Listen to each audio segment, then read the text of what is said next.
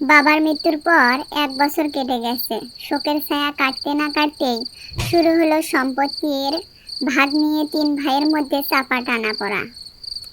বিদেশ থেকে ফিরে এসেছে ছোট ভাই আলম, আর তখনই সেই চাপা উত্তেজনা বিস্ফোরিত হলো এক সন্ধ্যায়, যখন 3 ভাই বাবার বসতভিটার উঠানে আলোচনায় বসল।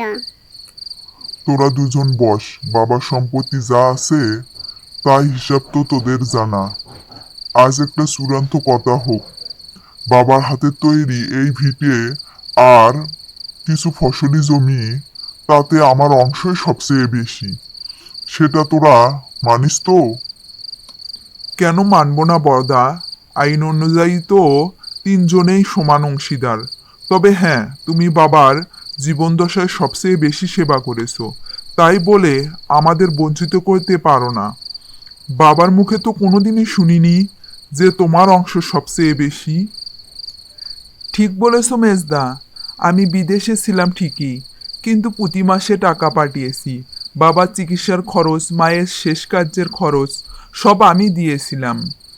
সমান ভাগ হবে, নয়তো আমি আইনের পথে যাব। আইন? তুই আমাকে আইন দেখাবি? আলম, আমি বাবার বসতভিটা ছেড়ে কোথাও যাব না। আর আমি বড়, বেশি অংশ আমারই প্রাপ্য। বাবার আমলের দলিলে আমার নাম আলাদা করে লেখা আছে, ভুলে গেলি? দেখলে তো তোমার বড়দার কাণ্ড।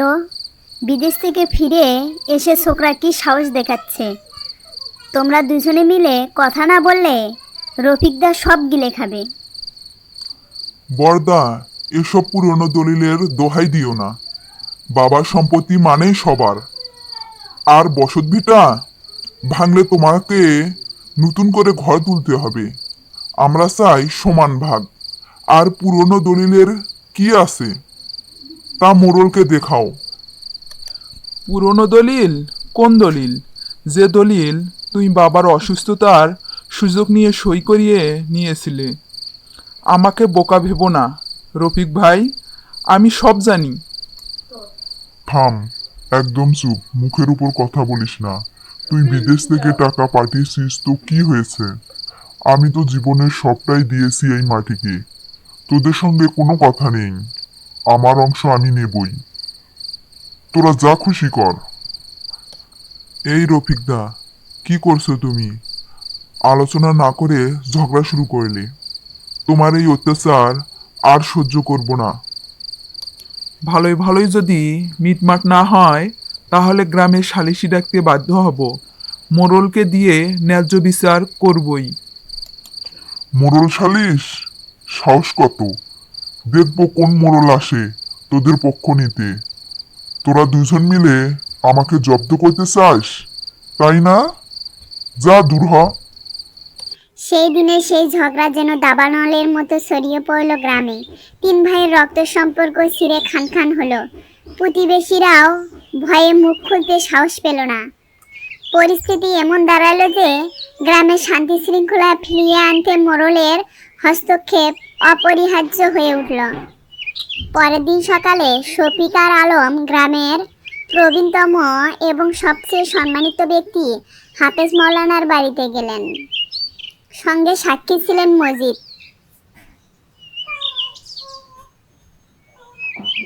মোড়ল চাচা, আসসালামু আলাইকুম। ওয়ালাইকুম আসসালাম। আর সহ্য করতে পারছি না, রফিক ভাইয়ের বাড়াবাড়ি চরমে পৌঁছাছে।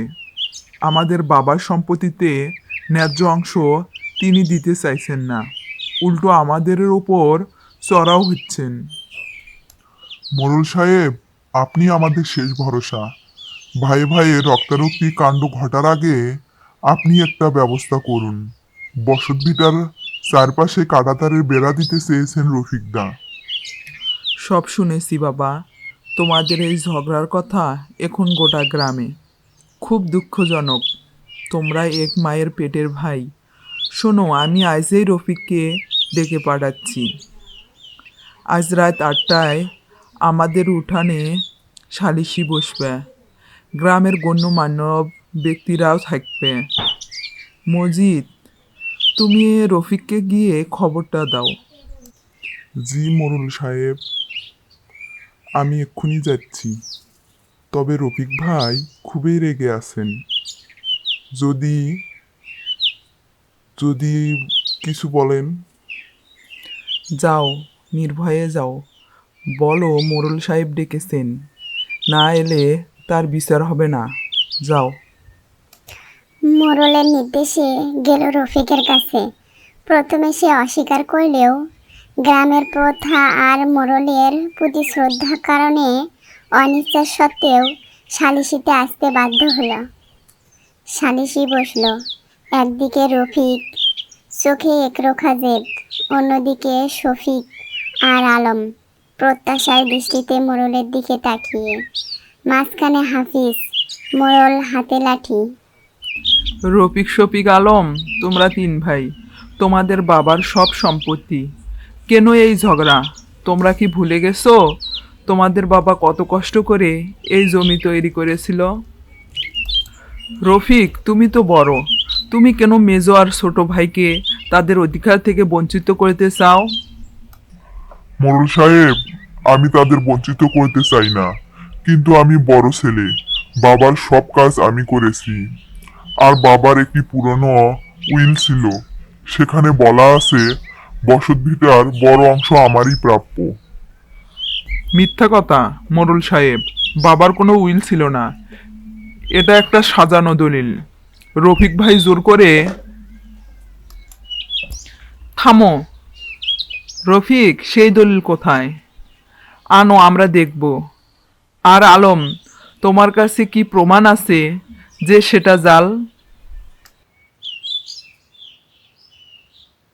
এই নিন, এই কাগজে বাবার সই আছে, তিনি নিজের হাতে আমাকে বেশি অংশ দিয়েছেন। মোরল সাহেব, বাবা যখন শেষ রোগে শয্যাশায়ী, তখন রফিক ভাই এই দলিলে সই করিয়ে নেয়। বাবা তখন ভালো করে বুঝতেই পারছিলেন না। মজিদ কাকা, আপনি কি বাবার সই করার সময় ছিলেন না? আপনি বলুন। হ্যাঁ ছিলাম, কিন্তু কিন্তু আমি কিছু বুঝিনি। রফিক ভাই বলেছিলেন বাবার চিকিৎসা সংক্রান্ত কাজ। রফিক, তুমি যে দলিল দেখিয়াছো তাতে বেশ কিছু অসঙ্গতি আছে। সইটা স্বাভাবিক নয়, তবে আমি এটা নিয়ে জোর দেব না। বাবার শেষ ইচ্ছা যাই হোক, তোমরা তিন ভাই, ভাইয়ের অধিকার সবার উপরে। শোনো, আজ রাত থাক, কাল দুপুরে আবার বসবো। তোমরা সবাই ঠান্ডা মাথায় চিন্তা করো। দ্বিতীয় বৈঠকের শুরুতেই মোরল হাফিজ কঠিন সিদ্ধান্তে এলেন। তিনি বুঝতে পারলেন দলিল বা আইন নয়, তাদের দরকার একটি মানসিক সমাধান। রফিক, শফিক, আলম, আমি তোমাদের জমি 3 ভাগে ভাগ করে দিতে পারি, সমান ভাগ। কিন্তু বসত ভিটা নিয়ে সমস্যাটা থেকে যাবে। যদি ভিটে ভাগ হয় তবে তোমাদের পারিবারিক সম্পর্ক চিরতরে নষ্ট হবে। সম্পর্ক আর অবশিষ্ট নেই মোরল সাহেব, আমি ভিটে ভাগ করব না, আমি এই বাড়িতেই থাকবো, ওরা অন্য জায়গায় বাড়ি করুক। কেন তুমি থাকবে? এই ভিটে কি শুধু তোমার? মেজদা আর আমার অধিকার নেই? আমরাও এই ভিটেতেই বড় হয়েছি। মোরল সাহেব, বসত ভিটা যদি রফিক ভাই চান, তাহলে আমাদের দুই ভাইকে ন্যায্য টাকা দিতে হবে। তিনি আমাদের দাম দিয়ে কিনে নিক। কিসের দাম? আমি টাকা দেব না। চুপ, শোনো সবাই, আমি একটা নতুন প্রস্তাব দিচ্ছি। রফিক, তুমি যেহেতু জেদ ধরেছো যে এই ভিটে ছাড়বে না, তাই তোমাকে ভিটে পুরো দাম শফিক আর আলমকে দিতে হবে। বাজারের মূল্যের চেয়ে 50,000 টাকা বেশি করে দিতে হবে। এটা তোমার বড় ভাই হিসেবে ত্যাগের মূল্য। এটা কেমন বিচার মোরল সাহেব? রফিক একা কেন ভিটের দাম দেবে? আমাদের তো এত টাকা নেই। রফিক, তোমার স্ত্রীকে চুপ করতে বলো। আর শফিক, আলম, তোমরা দুজনে বাকি ফসলি জমি সমান 2 ভাগে ভাগ করে নিবে। আর বসত ভিটার যে অংশ রফিক নেবে সেই অংশের দাম তোমরা সমানভাবে পাবে। আমরা রাজি মোরল সাহেব, কিন্তু রফিক ভাই যদি টাকা দিতে না পারে তাহলে? রফিক, তুমি যদি এই 1 মাসের মধ্যে টাকা পরিশোধ না করতে পারো তাহলে বসত ভিটাও সমান 3 ভাগে ভাগ করা হবে। 3 ভাগ করে দেওয়াল তোলা হবে।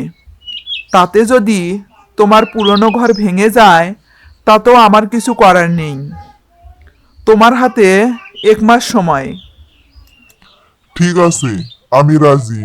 আমার হাতে 1 মাস সময়। রফিক জেদের বসে রাজি হলেও এত টাকা জোগাড় করা তার পক্ষে কঠিন হয়েছিল। 1 মাসের মধ্যে জমি বিক্রি করে বা ধার করেও সে টাকা দিতে পারল না। সময় পেরিয়ে গেল। 1 মাস পর তৃতীয় এবং শেষ বৈঠক বসলো। মোড়ল হাফিজ মুখ গম্ভীর, রফিকের মাথা নিচু করে বসে আছে। পারিনি মোড়ল সাহেব, এত টাকা জোগাড় করা আমার পক্ষে সম্ভব হয়নি। তাহলে মোড়ল সাহেব, এখন বসত ভিটা 3 ভাগ হোক। আমাদের অংশ আমাদের দিন। হ্যাঁ, দেওয়াল তুলুন, আমাদের ন্যায্য অধিকার চাই। তোমরা চুপ করো। আমি তোমাদের ভাইয়ে ভাইয়ে এই দেয়াল তৈরি হতে দেব না। রফিক টাকা দিতে পারোনি, কিন্তু সে তার ভুল বুঝতে পেরেছে। রফিক, তুমি সত্যি করে বলো, তোমার কাছে টাকা না থাকার কারণ কি? মোড়ল সাহেব, আমার ছেলে মেয়েদের ভবিষ্যতের কথা ভেবে টাকা জোগাড় করতে পারিনি। আমি এই ভিটেতে থাকতেই চেয়েছি, কিন্তু ভাইদের বঞ্চিত করে নয়। লোভ আমাকে অন্ধ করে দিয়েছিল। আমি ভুল করেছি, আমাকে ক্ষমা করো। শফিক আলম। রফিকের অনুশোচনা দেখে শফিক ও আলমের মন একটু নরম হলো। শোনো, আমার শেষ এবং চূড়ান্ত সিদ্ধান্ত, ফসলি জমি সমান 3 ভাগ করা হবে। এই নিয়ে আর কোনো কথা হবে না। এই ভিটে ভাগ হবে না। এই ভিটে 3 ভাইয়েরই থাকবে। তবে রফিক, তুমি যেহেতু বড়, তুমি এই ভিটা দেখভাল করবে এবং বাকি 2 ভাইকে বসত ভিটার মোট মূল্যের 1/3 করে দেবে। শফিক আলম, তোমরা বসত ভিটার অর্থের বিনিময়ে রফিকের কাছ থেকে একটি লিখিত অঙ্গীকার নেবে যে তোমরা এবং তোমাদের সন্তানেরা যে কোনো পারিবারিক অনুষ্ঠানে এই ভিটেতে একত্রে মিলিত হতে পারবে। এটা ভিটা হবে তোমাদের মিলন ক্ষেত্র।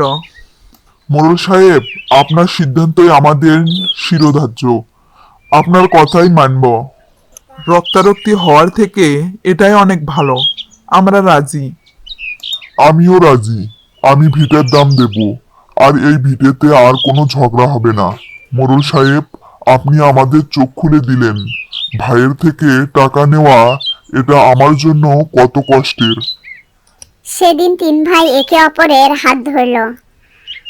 হাফিজ মোড়লের বিচক্ষণতা আর ধৈর্যের ফলে 3 ভাইয়ের মধ্যে সম্পত্তি নিয়ে চলা তীব্র বিরোধের অবসান হলো।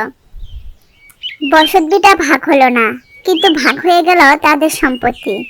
সবচেয়ে বড় কথা, ভাগ হলো না তাদের ভাইয়ের সম্পর্ক। বন্ধুরা, লাইক করো, কমেন্ট করো এবং সাবস্ক্রাইব করো।